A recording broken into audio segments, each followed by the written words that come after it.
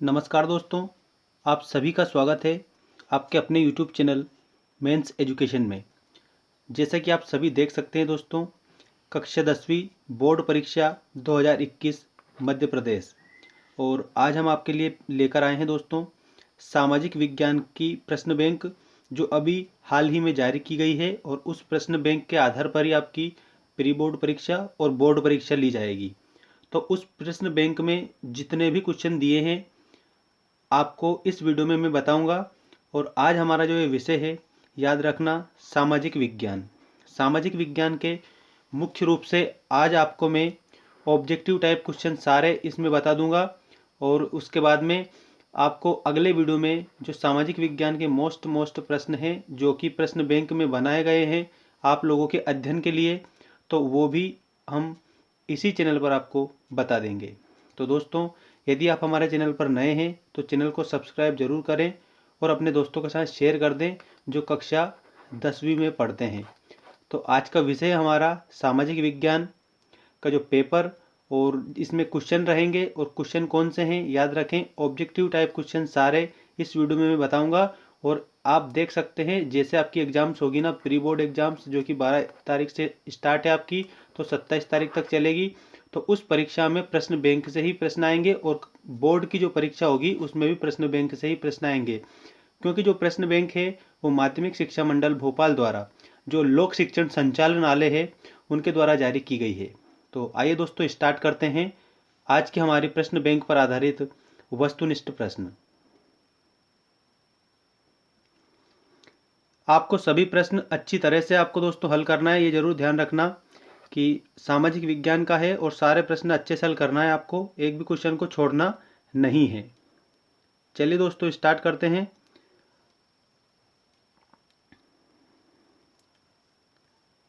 ये आपके वस्तुनिष्ठ प्रश्न हैं और इसके उत्तर भी आप अच्छे से अभी याद कर लेना। और किसी भी प्रकार की अगर समस्या हो तो आप कमेंट करके ज़रूर बताएं। सबसे पहले हम भूगोल खंड के क्वेश्चन देख रहे हैं और इकाई है हमारी इकाई 1। और अध्याय कौन सा है? अध्याय 1। देखिए अध्याय 1 भारत में संसाधन भाग 1। चलिए इसके क्वेश्चन देखते हैं हम। पहला देखिए, मानव सर्वाधिक उपयोग करता है, तो कौन से जल का उपयोग करता है? तो भौम जल का उपयोग करता है। मानव सर्वाधिक किस जल का उपयोग करता है? तो याद रखना भौम जल का वो उपयोग करता है। घाना पक्षी विहार स्थित है, तो घाना पक्षी विहार राजस्थान में स्थित है।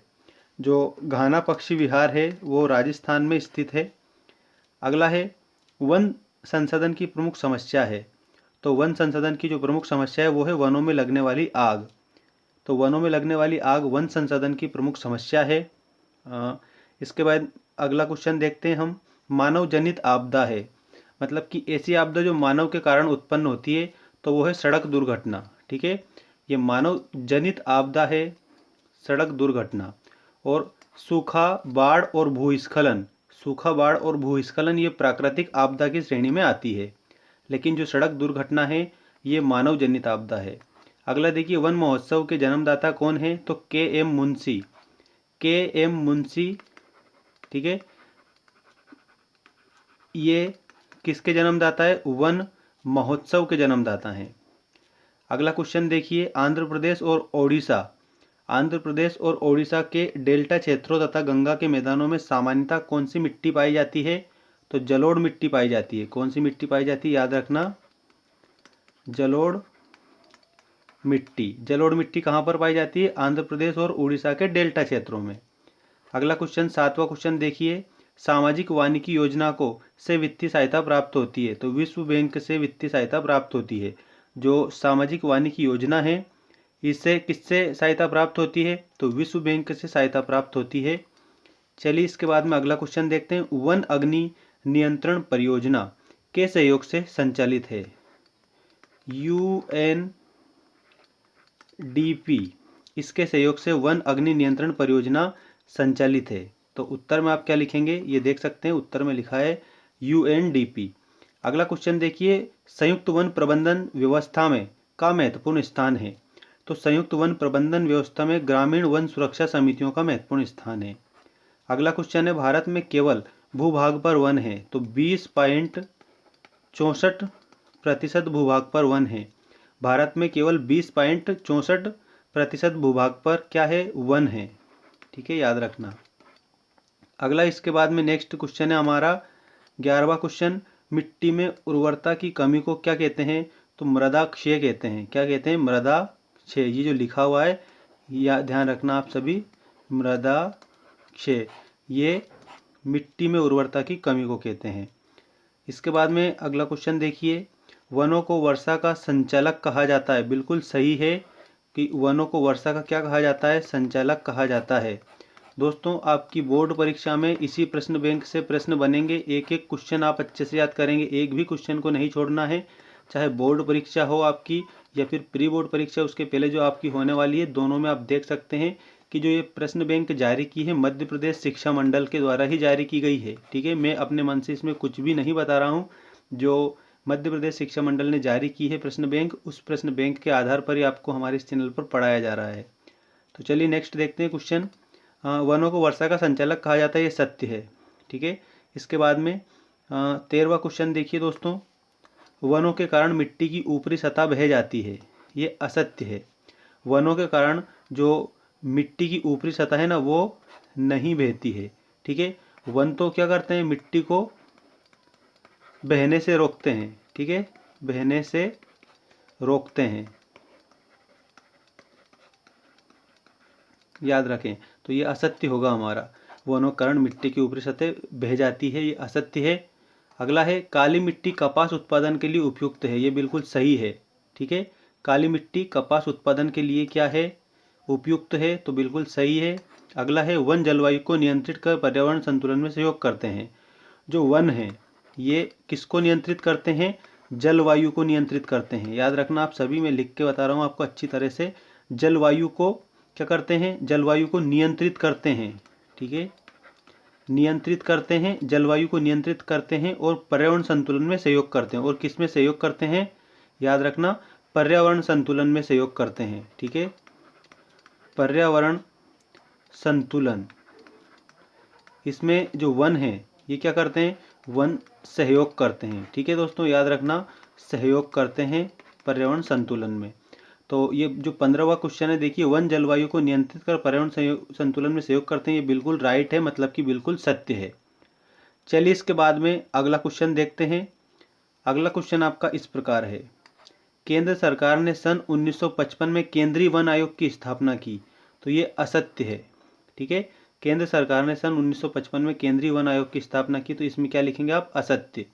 अगला है, लिग्नाइट सर्वोत्तम प्रकार की मिट्टी है, तो इसमें भी आप लिखेंगे असत्य। ठीक है, और अब अगला देखिए क्वेश्चन नंबर 18, नदियों के निक्षेप में कौन सी मिट्टी बनती है, तो जो नदियों के निक्षेप से बनती है जलोढ़ मिट्टी।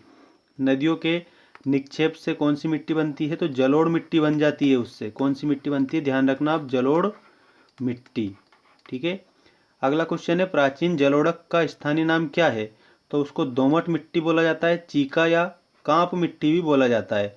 जो प्राचीन जलोढ़क है उसका स्थायी नाम, मतलब कि स्थानीय नाम दोमट, चीका या कांप मिट्टी भी उसे हम कह सकते हैं। ठीक है, अगला देखिए, अगला क्वेश्चन कौन सा है आपका, क्वेश्चन नंबर 20, कौन सी मिट्टी कपास फसल के लिए उपयुक्त होती है, तो काली मिट्टी। जो काली मिट्टी है वो कपास फसल के लिए उपयुक्त होती है। काली मिट्टी को जरूर याद रखना आप, काली मिट्टी काय के लिए उपयुक्त होती है, कपास की फसल के लिए काली मिट्टी उपयोगी होती है। इसके बाद में नेक्स्ट देखिए, मानव सर्वाधिक किस जल का उपयोग करता है, तो भूमिगत जल का।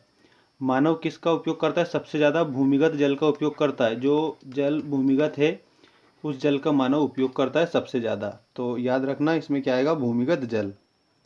इसके बाद अगला देखिए, डेल्टाई भागों में सामान्यतः कौन सी मिट्टी पाई जाती है, तो डेल्टाई भागों में सामान्यतः जलोढ़ मिट्टी पाई जाती है।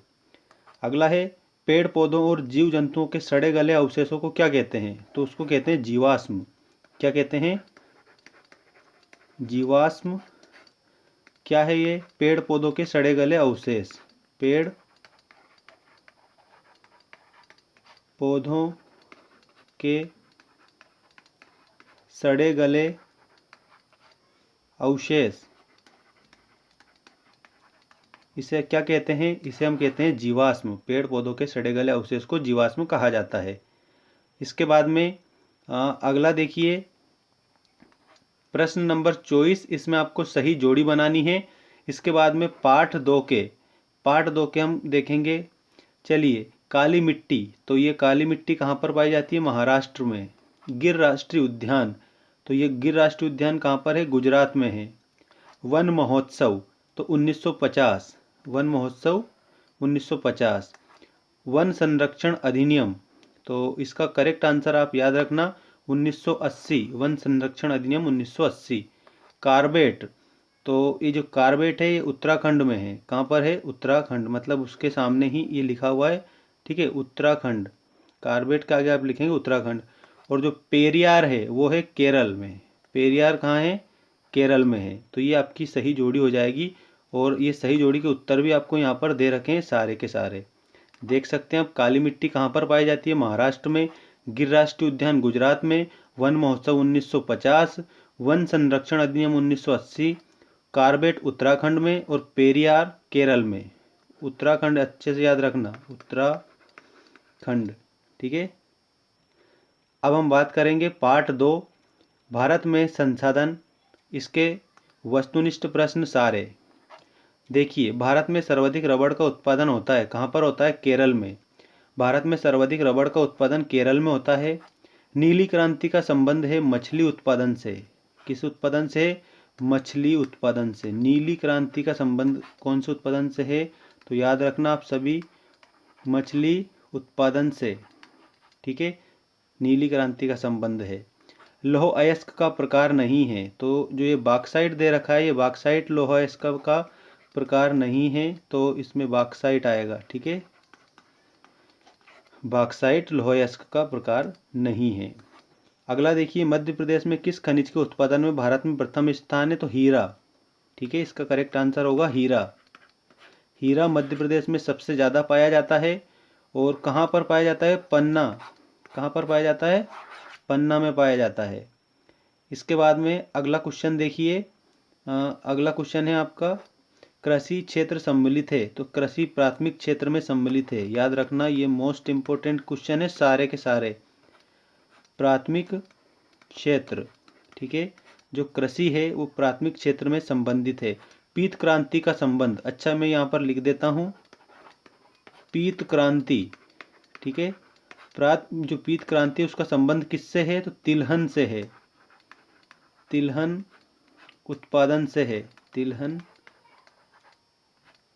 तिलहन उत्पादन से है। किसका संबंध? पीत क्रांति का संबंध। ये जो दे रखी है ना पीत क्रांति, इसका संबंध तिलहन उत्पादक से है। अब तिलहन उत्पादन के बाद हम बात करेंगे 32वें क्वेश्चन की। और समझ लो, इसमें सारे क्वेश्चन अच्छे से याद करना है। श्वेत क्रांति द्वारा भारत में किसको बढ़ावा मिला? तो दुग्ध उत्पादन, मतलब कि दूध उत्पादन को बढ़ावा मिला श्वेत क्रांति के द्वारा। कौन सी क्रांति के द्वारा? तो ये यहाँ पर लिख देता हूँ, श्वेत क्रांति के द्वारा। श्वेत क्रांति, इस श्वेत क्रांति के द्वारा किसको बढ़ावा मिला? दुग्ध उत्पादन को बढ़ावा मिला। इसके बाद में अगला है, प्रति हेक्टेयर गेहूं का सर्वाधिक उत्पादन करने वाला राज्य कौन सा है? उत्तर प्रदेश, ठीक है, यूपी, ठीक है। उत्तर प्रदेश में प्रति हेक्टेयर सर्वाधिक गेहूं का उत्पादन होता है। अगला क्वेश्चन है आपका, सोयाबीन उत्पादन में प्रथम स्थान प्राप्त भारतीय राज्य कौन सा है? मध्य प्रदेश, ठीक है। मध्य प्रदेश को सोयाबीन स्टेट भी बोला जाता है। और उसके बाद में टाइगर स्टेट भी इसको बोला जाता है। क्या बोला जाता है? याद रखना, टाइगर स्टेट भी बोला जाता है मध्य प्रदेश को, सोयाबीन स्टेट भी बोला जाता है, और भारत का हृदय प्रदेश भी बोला जाता है, ठीक है। भारत का हृदय प्रदेश, इतने नामों से इसको जाना जाता है। मध्य प्रदेश का नाम मध्य प्रदेश किसने दिया? तो पंडित जवाहरलाल नेहरू ने। किसने दिया? जवाहरलाल नेहरू ने। तो अब हम बात करते हैं अगले क्वेश्चन की। सोयाबीन उत्पादन में प्रथम राज्य, तो याद रखना मध्य प्रदेश। इसके बाद क्वेश्चन है, मैंगनीज मिलाकर धातुओं को लचीला, ठीक है, लचीला और मजबूत बनाया जाता है, ठीक है। मैंगनीज मिलाकर धातुओं को कैसा बनाया जाता है? लचीला बनाया जाता है और मजबूत बनाया जाता है। Tata iron and steel company Jamshedpur राज्य में स्थित है। जमशेदपुर तो किस राज्य में? झारखंड में है। कहाँ पर है? झारखंड। अगला क्वेश्चन देखिए, सत्य असत्य है। अब बिहार के अभ्रक को रूबी अभ्रक कहते हैं, ये सत्य है। बिहार के अभ्रक को रूबी अभ्रक कहते हैं, ये बिल्कुल सही है। मध्य प्रदेश कक्षा 10वीं बोर्ड परीक्षा और प्री बोर्ड परीक्षा प्रश्न बैंक पर आधारित क्वेश्चन हम आपको बता रहे हैं। चलिए नेक्स्ट, जनसंख्या विस्फोट से संसाधनों की कमी हो जाती है, ये बिल्कुल सही है। जनसंख्या अगर बढ़ेगी तो जो संसाधन है वो घट जाएंगे। क्या हो जाएगा? याद रखना, जो संसाधन है वो क्या होंगे? घट जाएंगे, घटेंगे। किसके कारण? जनसंख्या वृद्धि के कारण। तो जनसंख्या की असीमित जो वृद्धि होती है ना, उसी को जनसंख्या विस्फोट कहा जाता है। अगला देखिए, सोयाबीन का सर्वाधिक उत्पादन बिहार में होता है, ये असत्य है। सोयाबीन का जो सर्वाधिक उत्पादन है ये बिहार में नहीं, मध्य प्रदेश में होता है। छोटा नागपुर पठार में भारत के कुल खनिज का 40% भाग पाया जाता है, बिल्कुल सही है।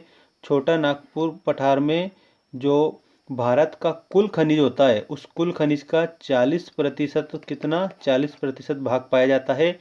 और याद रखना, जो छोटा नागपुर पठार है, ठीक है, और इसे आश्चर्य भी बोला जाता है, ठीक है, खनिज का आश्चर्य भी कहा जाता है। इसके बाद में अगला देखिए, अगला क्वेश्चन है आपका, राजस्थान में मरुस्थलीय मिट्टी पाई जाती है, ये बिल्कुल सत्य है। राजस्थान में मरुस्थलीय मिट्टी पाई जाती है, तो राइट है ये। वे फसलें जो वर्षा ऋतु के आरंभ में बोई जाती है क्या कहलाती है? खरीफ की फसलें कहलाती है। वर्षा ऋतु के आरंभ में बोई जाती है, ठीक है, तो कौन सी फसलें कहलाएगी? तो वो कहलाएगी दोस्तों, याद रखना, खरीफ की फसलें। खरीफ की फसलें। कौन सी ऋतु? तो ये वर्षा ऋतु, ठीक है। चलिए इसके बाद में अगला क्वेश्चन देखते हैं। मुंबई हाई प्रसिद्ध है। मुंबई हाई किसके लिए प्रसिद्ध है? खनिज तेल के लिए प्रसिद्ध है। मुंबई हाई खनिज तेल के लिए प्रसिद्ध है। अगला क्वेश्चन आपका इस प्रकार है, जैक ऑफ ट्रेड्स किसे कहा जाता है? मैंगनीज। जो ये मैंगनीज है इसको क्या बोला जाता है? जैक ऑफ ट्रेड्स, ठीक है, जैक ऑफ ट्रेड्स कहा जाता है मैंगनीज को। भारत में सर्वाधिक कोयला भंडार किस राज्य में है? तो झारखंड में है। भारत में बायोमास ऊर्जा उत्पादन की अनुमानित क्षमता क्या है? तो अनुमानित क्षमता है 19500, मतलब 19,500 मेगावाट, ठीक है, 19,500 मेगावाट है। क्या है ये? 19,500 मेगावाट बायोमास ऊर्जा उत्पादन की अनुमानित क्षमता। कहाँ पर? इंडिया में, ठीक है। अब बात कर लेते हैं सही जोड़ी बनाइए। अब जो ये सही जोड़ी है पार्ट 2 की सही जोड़ी है, याद रखना। इसके बाद में नेक्स्ट क्वेश्चन रहेगा, रबर का उत्पादन केरल। डिगबोई ये असम में है दोस्तों, ठीक है, कहाँ पर है? डिगबोई असम में। कपास, तो कपास में आएगा दोस्तों महाराष्ट्र। चावल पश्चिम बंगाल, चावल पश्चिम बंगाल। तंबाकू आंध्र प्रदेश। और नीली क्रांति मछली उत्पादन, ये आपके क्या हो गए टोटल? सारी जोड़ियाँ कंप्लीट हो गई आपकी ये, ठीक है। तो अगला देखिए दोस्तों, अगर आपको वीडियो पसंद आ रहा है तो वीडियो को लाइक ज़रूर कर दें, ठीक है। तो ये 48वां क्वेश्चन कंप्लीट होता है। अब इसके बाद में अगला जो वीडियो आएगा उसमें आपको इकाई 5 से मैं बताऊंगा, ठीक है, इकाई 5 और अध्याय 6। और इसके अलावा भी और भी देखो बहुत सारे क्वेश्चन है, एक ही वीडियो में ज़्यादा बड़ा वीडियो हो जाएगा, इसलिए आपको अगला वीडियो जो आएगा सामाजिक विज्ञान का, उसमें आपको अगले क्वेश्चन में बताऊंगा। और आप इन्हीं क्वेश्चनों के आधार पर पढ़ेंगे ना, तो एक भी क्वेश्चन ऐसा नहीं रहेगा कि जो आपकी परीक्षा में नहीं छपा हो, ठीक है। याद रखना, कक्षा 10वीं मध्य प्रदेश बोर्ड परीक्षा और प्री बोर्ड परीक्षा